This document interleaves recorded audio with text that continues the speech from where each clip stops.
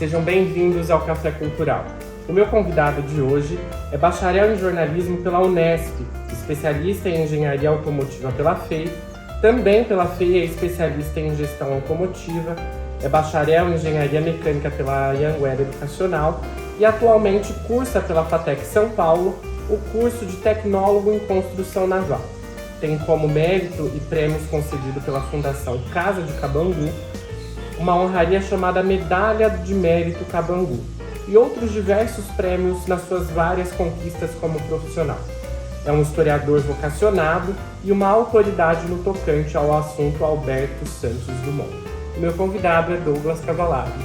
Douglas, obrigado por aceitar o convite e estar aqui participando do Café Cultural comigo. Obrigado pelo convite, Vandinho. Douglas, me conta uma coisa. Olha, eu vou tomar a liberdade de te chamar de Vandinho, que eu te conheço desde menino. É verdade, é verdade. O Douglas tem uma história, ele foi um dos precursores da minha profissão hoje. Mas isso é história com outro Café Cultural. Douglas, me conta aqui. Você tem um currículo bem extenso. Você tem vários cursos, e cursos que até são parecidos na área da engenharia, mas você iniciou como jornalista.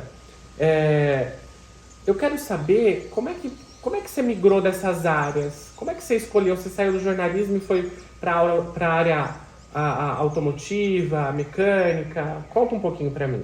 Isso daí é curioso, Vandinho, assim, desde muito pequeno, mesmo de criancinha, meu negócio são máquinas, principalmente automóvel. Mas automóvel, trem, avião, barco, tudo que anda, que liga e anda, me interessa. Então, na verdade, eu entrei na engenharia com 17 anos, na FEI, foi a primeira faculdade minha. E nesse tempo, por uma sorte, um amigo meu que tinha feito cursinho comigo, o pai dele comprou um jornal e ele assumiu em Botucatu. E a gente se conversando tudo, daí eu falando dessa questão de escrever sobre automóveis, que era legal, daí ele falou, faz um projeto. Me apresenta, eu apresento para o comercial. Se o comercial achar que é viável, a gente começa. Eu gosto da ideia. Então, através da mecânica, do curso que não deu certo, que você desistiu, veio a tua formação como jornalista. Então, aí o que aconteceu? Eu entrei também no jornal, acabou dando certo, o pessoal do comercial adorou a ideia. Eu falei, só que eu não tenho experiência nenhuma em escrever. Aí eles falaram, olha, o dono do jornal, o Arthur, ele falou, não tem problema, tem o pessoal aqui para te dar a mão, eu tenho uma redação profissional. Agora, conhecer de carro eu sei que você conhece. E aí ingressei no jornal A Cidade, que não existe mais, lá em Botucatu. Foi super legal. E os próprios colegas de redação me enturmei bem, era todo mundo jovem, todo mundo Eu tinha 18 para 19 anos na época, o pessoal ao redor de 20, por aí, tinha até gente mais nova que eu, os meninos da diagramação, tudo. Me entrosei super bem com aquela turma e eles me colocaram pilha para eu prestar vestibular de novo e ir para o jornalismo. Aí prestei, entrei e aí, por causa disso, me formei em jornalista. Então, uma coisa puxou a outra. Puxou a outra e sempre a parte do automóvel. Aí que você fala agora, que a gente dando esse salto, aí depois estive em São Paulo, voltei na FEI, fiz as minhas pós lá que eu queria fazer. E depois agora, aí quando eu voltei para Bauru, consegui terminar a engenharia. E agora construção naval. Para quê? Barco? Falei, não, meu negócio agora é fazer carro anfíbio, que é uma coisa que não existe no Brasil. Aguarde. O Douglas, me fala uma coisa, o seu interesse por mecânica e engenharia se deu através da paixão que você tem por Santos Dumont, ou a figura de Santos Dumont surgiu na sua vida através do seu interesse pela mecânica? Eu acho que é através do interesse pela mecânica. Na escola, acho que foi na 4ª, 5ª série, que eu tomei conhecimento que tinha um brasileiro, um cara no livro de história, um tal de Santos Dumont, que inventou o avião. Eu falei, esse cara é o máximo. E bem do lado da escola que eu estudava, a um quarteirão, agora mudou, está um pouco mais para baixo, mas ali era um quarteirão do centro de Botucatu, tinha a biblioteca. Quem é de Botucatu vai lembrar que tem as escolas e a biblioteca, a catedral, tudo naquele largo. Então, muitas vezes, eu já avisava meus pais, eu saía da escola e a biblioteca era maravilhosa. E ali eu tomei contato com um negócio muito interessante, que assim, tinha livros mais simples que eles emprestavam e tinha livros que era de consulta, que você não podia levar para casa. A galera hoje não sabe nem o que é isso. Isso, exato. Existiam nas bibliotecas uma seção chamada seção reservada. Você não podia retirar os livros da biblioteca. Hoje a gente tem tudo pelo telefone, pelo iPad, PDF, né? E naquela época você podia retirar alguns livros emprestados, você levava para sua casa e depois você devolvia. E outros você só podia consultar no local. No né? local. E aí eu avisava meus pais, falava, olha, eu descobri uns negócios lá na biblioteca, ou muitas vezes tinha trabalho de escola para fazer. Me dá um dinheirinho que eu vou comer um cachorro quente ali na frente e vou para a biblioteca, depois eu volto para casa no fim do dia. E uma dessas coleções que você podia ler lá, mas não podia emprestar, que eram livros grandes, era aquela coleção Grandes Personagens da Nossa História, que era uma coleção da Abril maravilhosa. Era meio romanceado, tudo, mas eu adorava aquilo. Os grandes épicos, os grandes personagens da nossa história. E um desses fascículos era Santos Dumont. E é ali que eu descobri que ele escreveu livros. E aí eu fui atrás, na época pedi dinheiro para os meus pais, tudo, e comprei esses livros, os autobiográficos de Santos Dumont. E aí eu fiquei mais encantado ainda, porque que é aqueles livros que a gente relançou lá em Dumont, na época, e ali ele conta da experiência, das dificuldades, tudo. Eu falei, esse cara é meu ídolo. Despontou o seu interesse pela vida dele. E aproveitando que você tocou nesse assunto, das autobiografias do Santos Dumont, dos livros que ele escreveu sobre ele mesmo, eu vou aproveitar o gancho para uma pergunta que eu ia te fazer. Em 2009, você foi a pedra fundamental para o relançamento das autobiografias do Santos Dumont, através da Lei Rouanet, em parceria com a 3M. Exato. Foi também quem encabeçou uma exposição maravilhosa que ficou durante algum tempo em Dumont, chamada Santos Dumont de Próprio Punho. Como tudo isso começou? Como é que começou esse projeto do relançamento das autobiografias do Santos Dumont? Como é que você chegou até Dumont e como é que você fez essa exposição? Ok, isso daí foi uma coincidência interessante também, é o seguinte, Vandi. Eu passei 2004 e 2005 em Portugal a trabalho. E quando eu voltei, eu estava naquela empolgação, eu sabia que eu tinha edições muito antigas das autobiografias, e eu imaginei, no final de 2005, que alguém ia fazer alguma coisa para o centenário do voo do 14 bis em 2006. Uhum. Falei, olha, legal, tava saindo, já começando a sair livros, sair DVD, e eu falei, vamos fazer alguma coisa legal. E não fizeram nada na questão das autobiografias. Teve lançamento de moeda, lançamento de um monte de livros, lançamento de filme em DVD, mas exposições maravilhosas, mas as autobiografias, ninguém tocou no assunto. E voltando até um pouco atrás, quando eu voltei para o Brasil em 2005, eu engatei num outro projeto nessa empresa, que eu trabalho para eles até hoje, que foi assim, chegou para mim um e-mail de um pessoal que tinha comprado o acervo de um cineasta, que quem é das mais veteranos lembra, chamado Jean Manzon, que era um francês que veio aqui logo depois do pós-Segunda Guerra, e ele trabalhou para o Getúlio Vargas, aí depois ele montou uma produtora, e ele filmou e fotografou o Brasil inteiro de 50 a 90. E esse pessoal estava digitalizando os filmes e restaurando na época, e estavam mandando e-mail, igual eu mandei também em busca de patrocínio. Chegaram na minha empresa, e o diretor falou, Douglas, você que mexe com essas coisas, eu achei interessante, vai lá ver do que se trata. Aí eu fui, eles pegaram, ainda como estava em filme mesmo, eles tinham uma ilha montada de filme, de película, e eles tinham todo o início da fabricação de veículos no Brasil, no governo do Juscelino, eles acompanharam tudo. Eles tinham a inauguração de todas as fábricas, um material maravilhoso. E aí foi feito. A empresa adorou, a empresa que eu trabalho, entrou com patrocínio, e eu fui depois acompanhar a digitalização e peguei muita amizade com o Wagner Labs, que é o curador desse acervo. Ele foi meu professor de Lei Rouanet. Então eu juntei esse conhecimento com a questão que não relançaram as autobiografias em 2006, e aí em 2007 a partir dessas instruções que o Wagner me passou, dessas aulas que ele me deu ao longo de meses, que eu fiquei cuidando junto com ele dessa digitalização do Germanzon, eu fiz o meu projeto. Aí deu tudo certo, fui aprovado e assim foi feito. Aí, como recurso, aí a 3M se interessou, porque a 3M tem uma divisão aeroespacial, eles têm produtos para aviões e eles têm uma fábrica ali em Ribeirão Preto.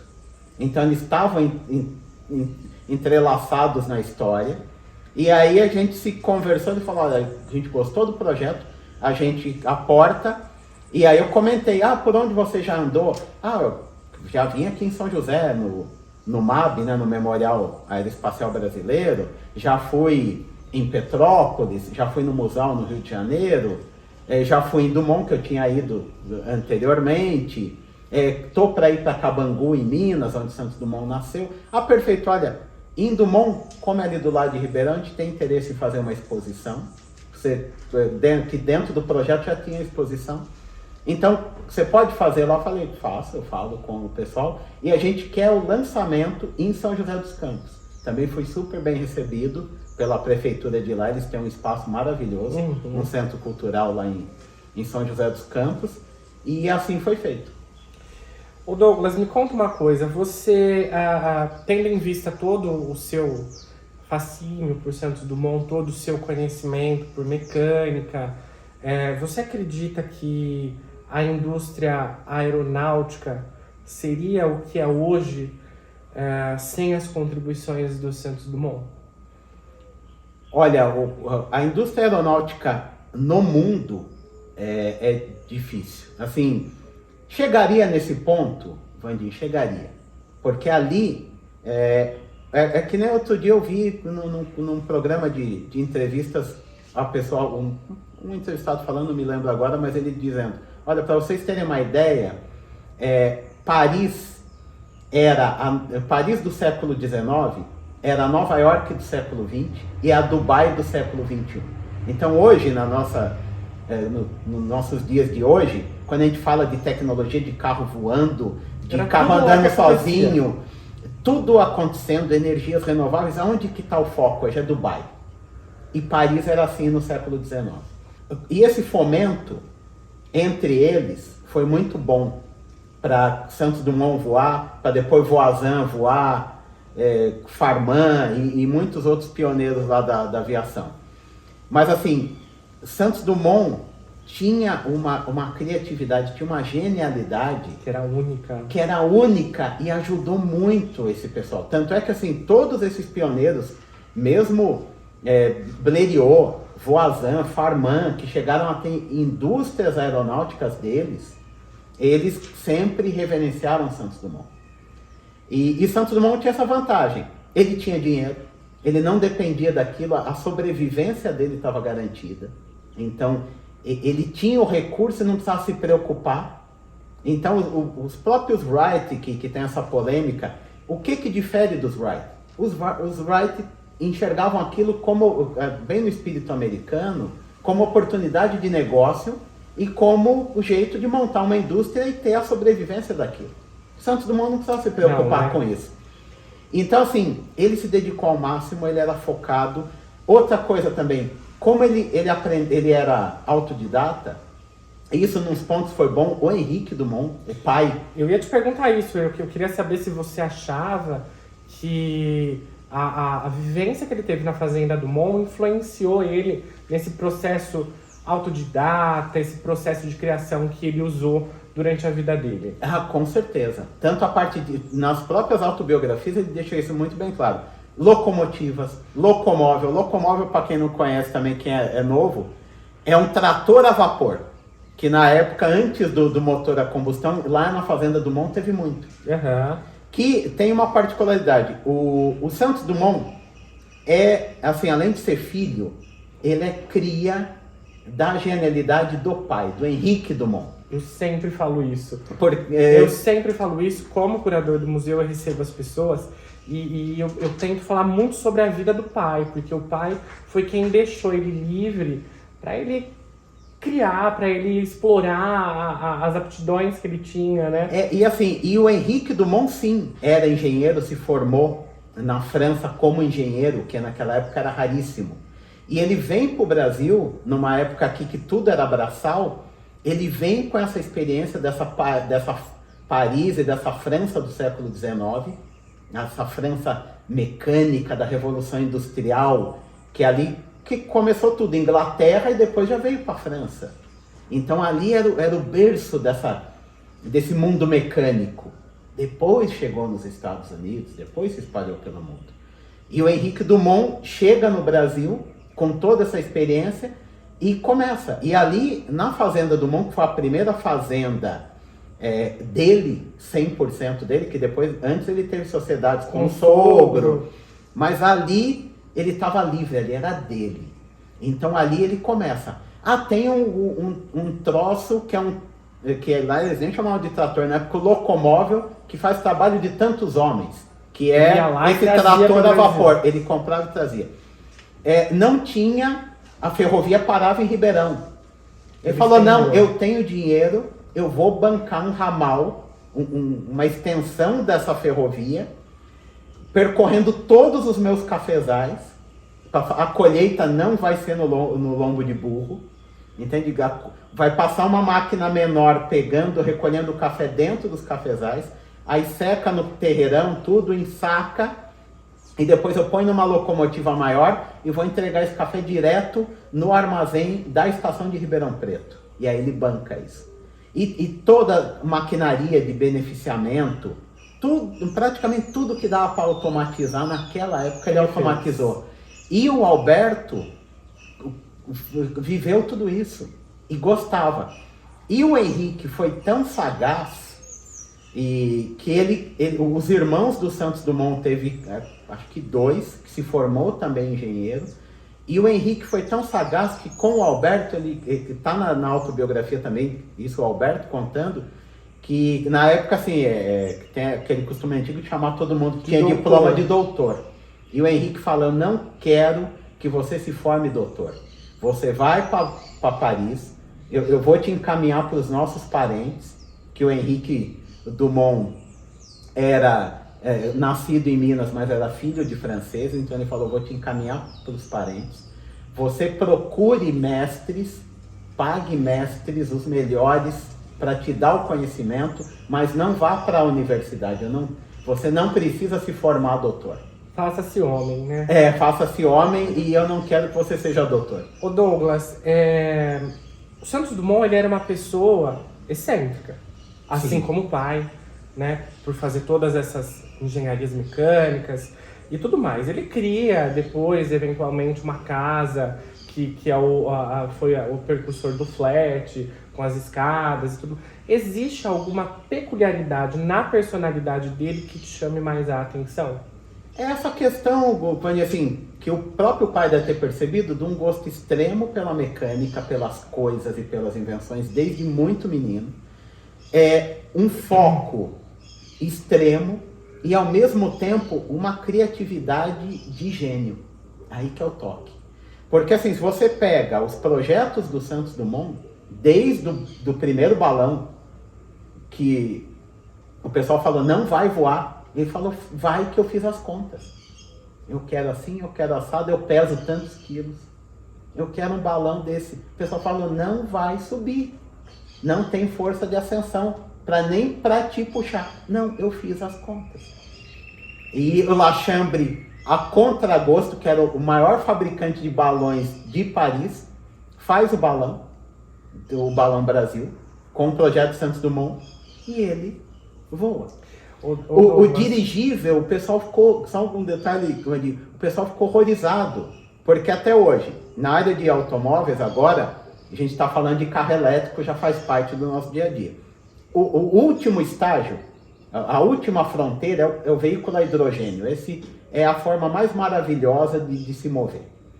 Só que o hidrogênio tem um problema, que até hoje, apesar de toda a segurança, hoje um veículo a hidrogênio é super seguro, mas tem um preconceito que o hidrogênio é explosivo.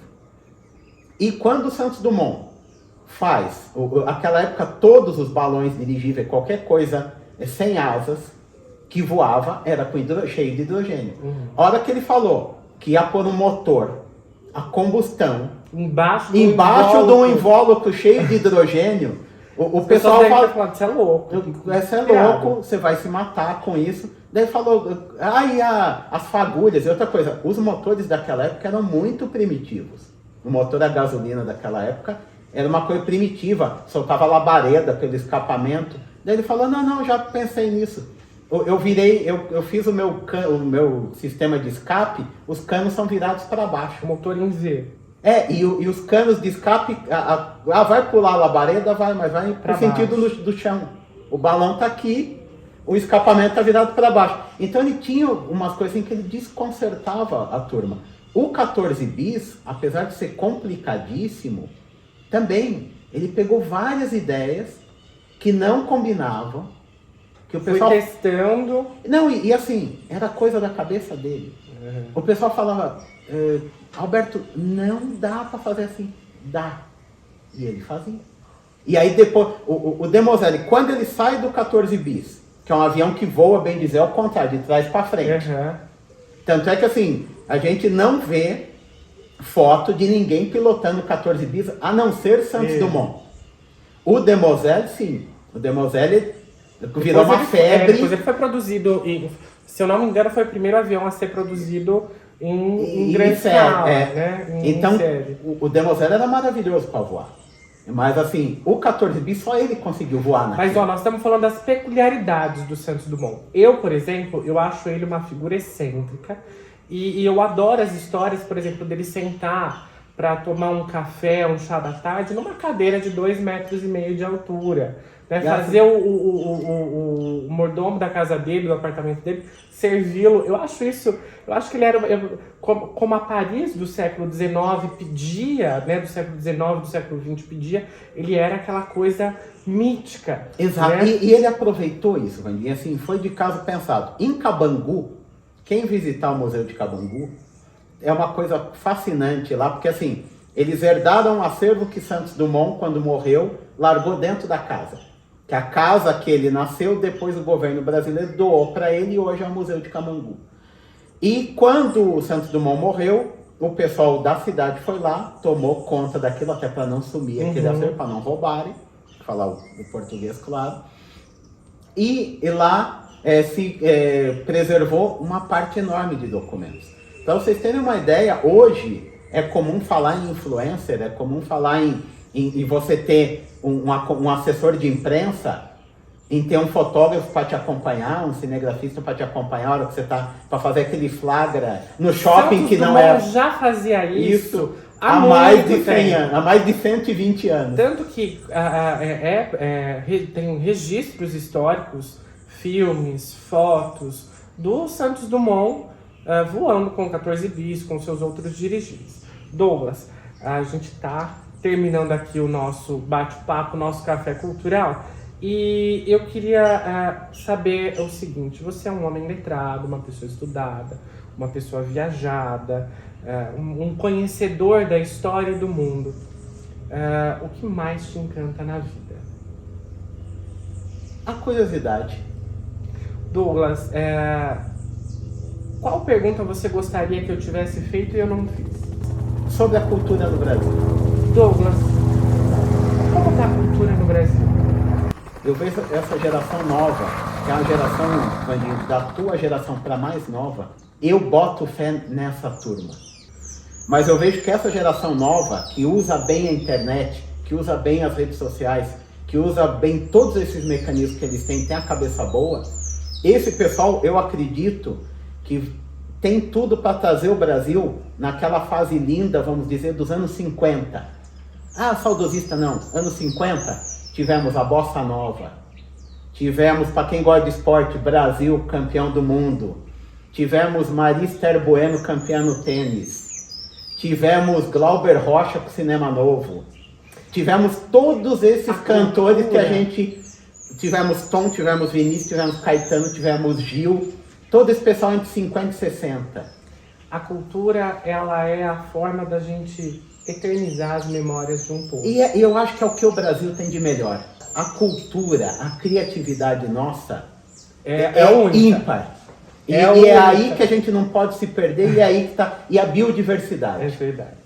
Entende? Isso, essa alegria, essa criatividade, todas os nuances da cultura brasileira é o que a gente tem de melhor. Eu já andei pelo mundo, eu sei disso. É o nosso passaporte. A Amazônia, eu já tive num hotel flutuante na Amazônia, é lindo. Vocês têm um país maravilhoso. Eu volto a dizer que a cultura é a memória de um povo.